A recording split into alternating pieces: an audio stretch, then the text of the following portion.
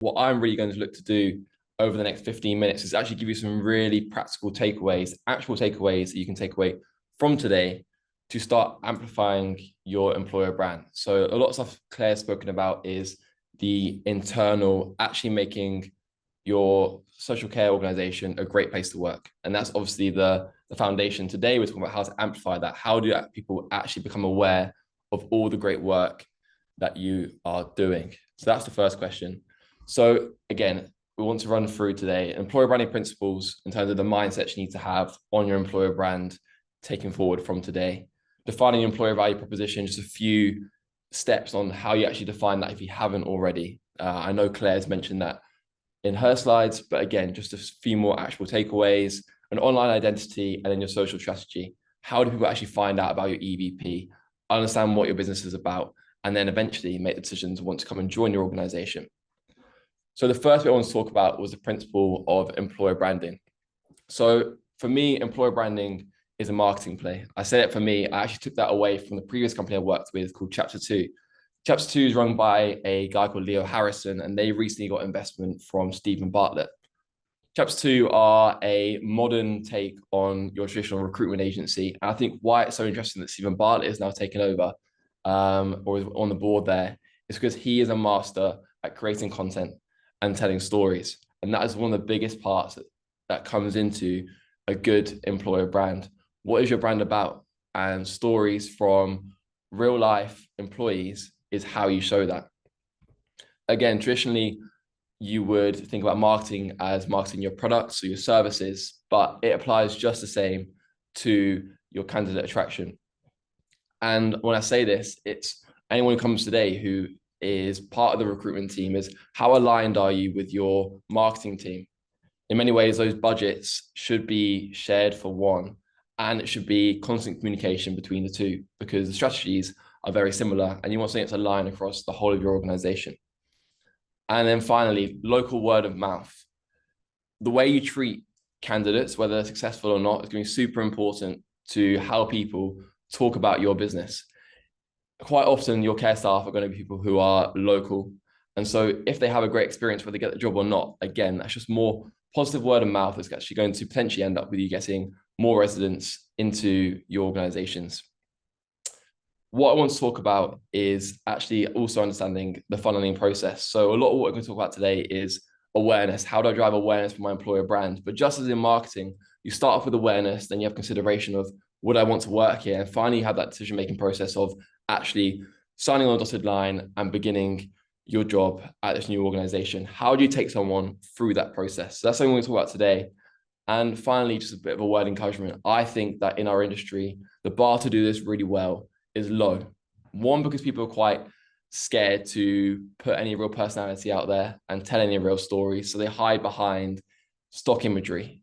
And today I'm going to hopefully tell you why we should move away from that. So again, that's just the definition there of employer branding. We've already spoken about that with Claire. So let's move on to defining your employee value proposition. Your candidate's going to define you in just a few words. It's going to take them a short amount of time to make that first mind up about what your organization's actually about. When it comes to your marketing, you decide on a central narrative about what your business is about. And this applies the exact same to your employee value proposition, which then defines how you're going to market it. If you don't understand your internal narrative, why your care business exists, the mission of your care business, how you're meant to communicate that to anyone else. And secondly, how you're then going to ensure that all your content that you're creating to amplify your employer brand then actually constantly answers the same question of, does this content reflect our core mission? If you don't understand your narrative, then you don't understand what content is good for your brand and what content doesn't work. So in terms of defining your narrative, as Claire already spoke about, internal surveys, gather feedback from your employees and identify the key motivators and things that they value. If your current employees value these things, whether it's shift patterns, whether it's certain sort of staff promises, then use those and promote those in your EVP and then make that part of your content. So candidate priorities, research trends and employee expectations and consider how you can exceed those. Again, our organization isn't known to look after their employees well. I'm sure everyone today is making huge strides to ensure that their care teams feel valued. So with the expectations being low, that means they're easy to exceed. An example of this is one of our homes that we work with offer an employee of the month scheme. And they found that they've had people applying to work there simply because of the fact that they show that they acknowledge their staff in some way. Not everything has to be extremely complicated in this. And finally, it's define your key components of your EVP, of your narrative. What is it that people really care about once you've done your research, once you've understood the rest of the market?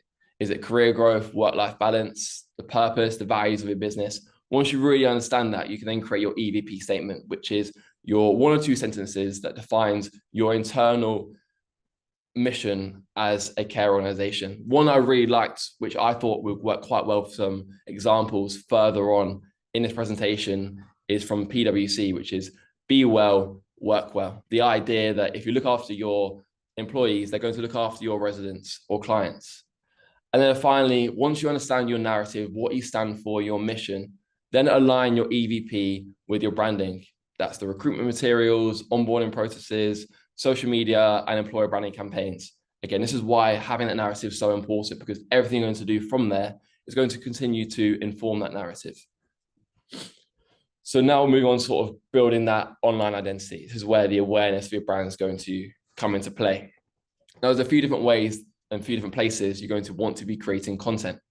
So obviously your website, your careers page, as soon as I go on there, how can you quickly communicate your brand's mission, what you stand for, and the benefits of me choosing a role at your organization? Whether that's a hero video, which is 1 to 2 minutes, showing off some of your care staff, anything that really communicates to me very quickly what your brand's about. And obviously social. This is where we're going to get the real awareness of your brand, and something I'm going to dig into quite deeply in this webinar is, how do I find out about your brand? Social is going to be the way, most probably. If it's a younger organization or young generation you're looking to target, social platforms like TikTok are going to be really important. Vertical formats of video are so important today. And I'm going to talk about that a little bit further.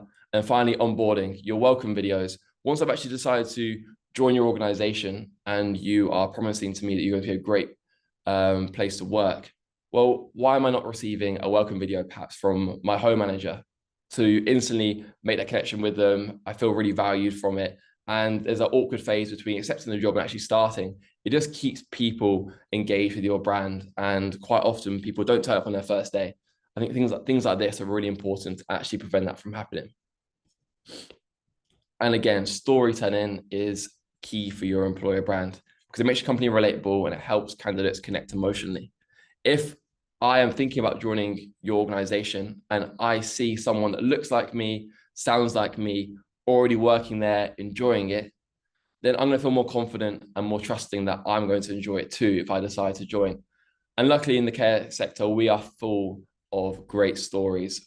Why we work in care? Quite often home managers would have previously had care roles, working from care assistants all the way to home managers. They may have had a loved one that had dementia as an example and realized they had a real passion for looking after people. So these are some really good stories that you can start to uncover. And again, that's another point here, is building your personal brands alongside your company page. We're about to dive into your social first approach to your personal branding or your social strategy, but building your personal brands alongside your company page are so crucial. What are your home managers saying on platforms like LinkedIn and even on TikTok alongside what your company are doing? Personal brand pages get more reach than your company page, so they're really important to also bring into your strategy and something to consider as well. So let's talk a little bit more actually now. We've just spoken about your EVP and your narrative. How do we build awareness of what we're doing with our employer brand? And that's really about creating social first campaigns. And I mentioned here that focus on producing vertical, engaging, consistent content that reaches your ideal candidates wherever they consume their content. So there's a couple of points here. Why vertical? Why do I prefer vertical content in 2025 over your traditional landscape 16:9 video? Well, one is it can be repurposed and reused across multiple platforms far easier. Vertical video allows you to create one piece of content and distribute that across multiple channels, whether that is LinkedIn, which now accepts vertical video, or that's TikTok and Instagram, which obviously are very vertical native. You have a cross-platform approach, it means you can target different candidates depending on demographics in different ways. I mentioned there, wherever they consume their content, that's really key. Where are your ideal candidates consuming their content? Where do they hang out when they are not at work? And that's where you want to be speaking to them with your content. Being social first means you are more exposed to high organic reach. Nowadays, with things like a For You page on TikTok, and even with Instagram changing their algorithms, the opportunity to get thousands of views on a single piece of content is now really possible for all of us. So once we would spend so much time making sure our website videos were really good, which whilst important, is that is just one portion of the pie. Originally we do, let's create a really nice looking video, and then we create something for social media off of that, maybe cut the video up. And that would be a secondary approach. Your social will be your secondary approach. But let's flip that around now. Social should be your first approach, and then you should be thinking about how it works for your website. So top tip here is creating individual social pages for your employer branding content. So you've all got your brand pages currently. I would really recommend that you go and create individual social pages for your employer branding content. It gives a place for people who are interested or enjoying your brand to follow along and start seeing your content consistently. Again, you're not talking to your ideal self-funding families. You're not talking to potential families who are going to come and live at your home or be part of your home care group. You're not talking to potential residents. You're talking to potential care staff. And so that's why I think it's really important you have an individual social page that's speaking directly to that group. So you ensure that every piece of content you're creating is something that they want to hear. So how do you create a social first campaign? Well, obviously it's first, as I've already spoken about, establishing your mission. Why does your brand exist? We've already hopefully established that. If not, hopefully that's your first step going away from today. Next, use your care staff as the characters. I thought it was quite interesting, Claire, that video that you shared from that care group example, that they'd use a voiceover potentially from an actor. And one of the things that I really think is important is that you're hearing the real voices for your employer brand, especially of the people that actually work in your home. So rather than having a voice actor, why is that not the CEO of the company, perhaps? Why is that not your home manager?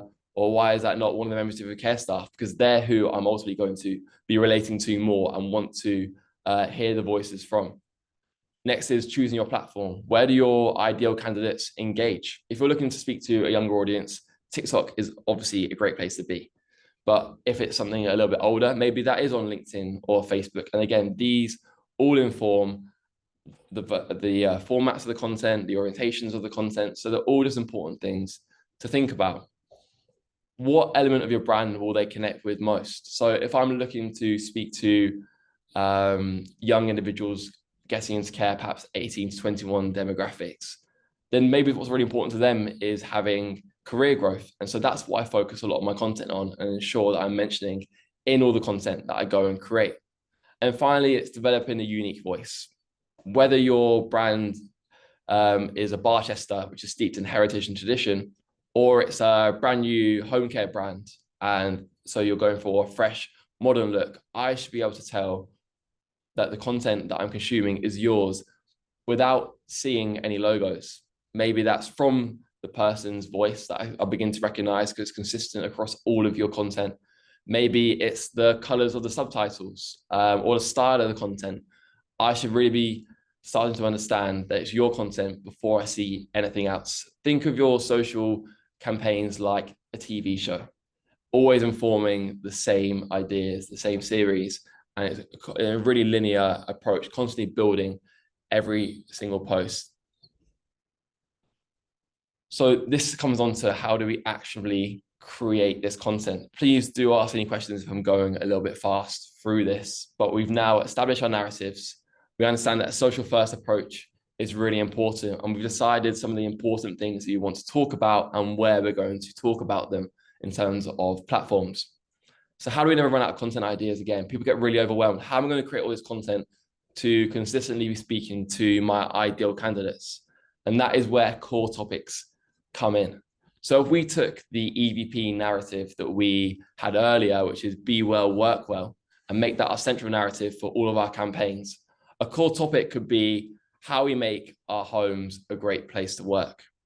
There are so many topics that could surround this narrative of be well, work well. How do we make homes a great place to work? And you go even deeper on why do we do our shift patterns the way that we do? Why do we care about career growth so much? And again, there's more topics and formats you can create around those individual pieces. Let me explain this a little bit simply on the next slide. So remember, a core topic is how we make our care homes a great place to work, as the example. The next step is then establishing formats around that core topic. The formats are how you actually produce that content, whether that is you interviewing some of your care staff, whether that's vlog style content, POV style content, behind the scenes of a day at your care show, a day at your care home, or breaking down all the different things that you do to make your home a great place to work. As you can see, from this one idea of how we make our homes a great place to work, we potentially got 9, 10, 11 different pieces of content we can create just from this one idea. And you can continue to do that with loads of different topic ideas. And then more actionably, how do they actually work out? So maybe you do a tutorial, how we train our managers to look after our care staff. And that's one of your team members talking about some of the training programs you put your managers through to ensure that candidates and your staff enjoy their work. Commentary, our 3-year journey to becoming an employee of choice in the care sector. Maybe you can talk about where you started off as a care brand, and maybe being really honest about the fact that once upon a time you weren't such a good employer, and how you've now gone on a journey to becoming a really great place to work. Interview. First-hand interviews are probably the easiest ones to start with, and ones that I think are so important about interviewing carers about their career journey. It's first-hand. You ask simple questions. Why do you enjoy your job? What's your favorite part about working here? And it's really easy to start amplifying that content across your socials. And again, the list goes on. A vlog, everything I did in a day as a carer, highlighting some of the key benefits, your work-life balance, all these sort of great things, 3 benefits our care staff get, etc., etc. The list goes on, but you see how it quickly begins to add up in terms of so much great content you can create just from one core idea to never really run out of anything. And then a campaign example. How do I actually make this work for my care group actionably? So one of the pieces of content here is my hero film. This is an example of a hero film next to me, and that's your central piece of content that directly reflects your EVP story, and it serves as a central, most impactful piece in a campaign. And this is most likely to sit on top of your careers page and can then be repurposed. My key point here is, how can I repurpose this for social? How can I take my 2-minute video, take some of the key points, turn that into vertical formats, and turn that into 4 30-second videos across my social campaign? So it's something I did for Centrica as an example. I never thought I'd leave the military. It was my dream job, but after 12 years, I had to find a new purpose. Hi, my name's Anthony Williams, and at the age of 20, I joined the Royal Air Force Regiment. After 8 years in tours of Northern Ireland, Iraq, and Afghanistan, I got my call for ranking, and I really found my purpose. So we then followed this engineer through a day in the life at Centrica. But why can't you take that and apply that to one of your care staff, from them getting up to going to work through to the things they do in a day, and turn that into a 2-minute piece of content that you put onto your careers page that really shows off what I should expect if I'm going to come and work for you? I think these guys are doing a great job with their content. It's just Home Instead home care brand. What they're doing, really interestingly, is not just talking about their brand. We are Home Instead, we do these services, but actually looking at all the areas and questions people might have around their business, focused very much on dementia care. So they do on-street interviews of what's your misconceptions about dementia care, doing some really in-depth interviews with family members who have seen their loved one decline with dementia and the impacts that's had on them, all the way through to how can you further support someone with dementia. I think it's a really important a really interesting approach to actually looking at, okay, we are a care business. These are the things we deal with on a day-to-day basis. How do we start answering those questions with our content? And in turn, you're going to be attracting here, they're trying to attract residents, of course, but how can you start to attract your ideal staff using these formats? I think it's just a little bit more creative than perhaps a talking head interview as an example. Then a day in the life of a carer. Maybe you can sit down and interview one of your care home managers, understand what got them into care, their motivation for their role. This really builds trust. In this example here, we talk about her care story, why she actually got into care. I think that's something that was really going to resonate with some other potential employees you might have. So if I just play this video.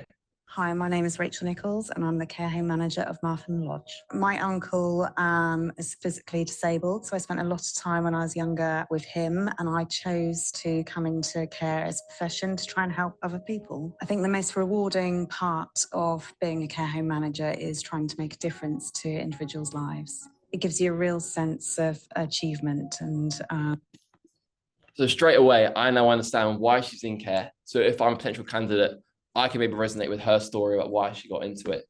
And she's also speaking about some of the benefits of her job and what she loves about it. And again, that might get me quite excited to want to go and join that organization. And then social formats. So we talk about your hero video, which is a central piece that references your EVP. I then give you an example of some interviews you could do quite simply with some of your care staff. Then how do you then amplify that through different formats? That's a bit of a weird screenshot of this bloke here, but this is a green screen video. Maybe behind you, you have a news article that says care employer of the year. And it's one of your care staff talking in front of it about the journey they actually went on to get there. Maybe it's a vertical format of day in the life of a carer, and they're taking you through their day in the life, step from when they get into work in the morning, waking up all the residents, some of their favorite parts of the day, having a laugh with them, having a laugh with their co-workers. And next one could be interviewing carers about their career journey. This could be a home manager asking why they got into care. This is a really interesting example, actually, and you probably have seen this content before. Really?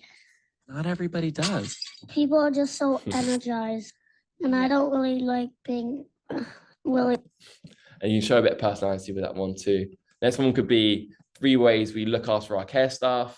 And this one here, which is a really good video that did really well for other Centrica, is we teamed up here with influencers to actually promote their employer brand. And this video, as you can see, got 21,000 likes and God knows how many views now. It's quite loud, so apologies for your ears, but it's a really good example of something you can create very, very easily. These are the benefits that British Gas apprentices get. Salary progression revealed at the end. They all get a membership at the Association of Apprentices. We get access to LinkedIn Learning. We get a discount on our energy bills. We have an impressive pension scheme, which matches up to 10% of your salary. We get access to free period products. We get discounts for friends and family on products such as EV chargers, solar panels, and boilers. Each year, we're given a slice of profit as company shares. We can access support for ourselves and our families. Again, why can't everyone in this webinar today go away and think about what are the key benefits that are going to resonate with my ideal candidates and put together a video simple like that? So my final point really is consistency is going to be your key to success. It's not about creating just one piece of content to amplify your personal brand. It's how can I stay consistent with it? Maybe that is an issue to start off posting once a week, but hopefully through the ideas of core topics and then all the different formats you can basically tell the same message in, hopefully it's going to make it feel a little bit less daunting about staying consistent with your content. The key here is once you identify what works, you then need to execute effectively.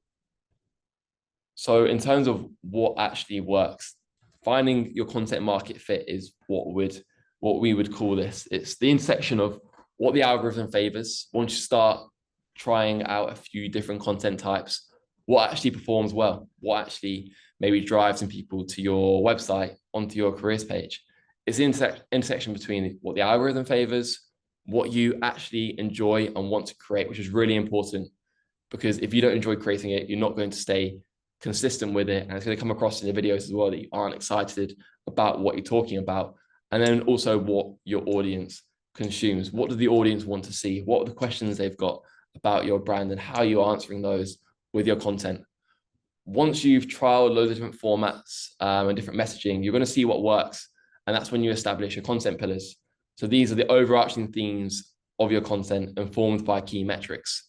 Maybe initially your key metric is just about building awareness. So your key metrics are views. Watch time is a really important one, and one that is favored heavily by all social platforms, which is why it's important to think about hooks with your content and how you can keep it engaging throughout the 60 seconds. And then finally, it's just about execution, just consistently executing with this content and over a long period of time, having patience with it, because it can take 3 to 6 months to really start building up that content bank, people to really understand your mission, what you're about, for you to communicate your vision across through socials. Eventually, you're hopefully going to start getting some more applications to your business. And that is a quick summary of how I would go away with developing your EVP and a narrative, taking a social first approach, and how to think about creating hero videos, your social strategy, and how that actionably looks for your social care organization.